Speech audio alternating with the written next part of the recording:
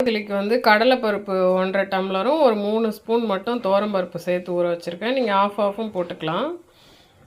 அதுக்கப்புறம் காரத்துக்கு வந்து காஞ்ச மிளகா, ஒரு 2 பிஞ்ச் மிளகு, சீரகம், சோம்பு இதெல்லாம் சேர்த்து அரைக்க போகிறோம். கறி லீவ்ஸும் கொஞ்சம் சேர்த்துக்கலாம், நல்லாயிருக்கும். பருப்பை வந்து இப்போ இட்லி தட்டில் வச்சு வேக வைக்கிறோம். இது வெந்ததுக்கப்புறம் இந்த பீன்ஸையும் வேக வச்சு நம்ம கலக்க போகிறோம் தாளித்து. வெந்ததை உதுத்து எடுத்துட்டோம் நம்ம. அடுத்தது பீன்ஸ் வந்து லைட்டாக தண்ணி விட்டு உப்பு போட்டு வேக வைக்கிறோம். இது வெந்ததுக்கப்புறம் மிக்ஸ் பண்ணி தாளிக்க. கைஸ், நம்ம உசிலி ரெடி பண்ண போகிறோம். கடுகு, உளுத்தம்பருப்பு, எண்ணெய் விட்டு போட்டிருக்கேன். அடுத்தது இந்த பீன்ஸு இதெல்லாம் சேர்த்துடலாம். பீன்ஸ் சேர்த்துக்கலாம்.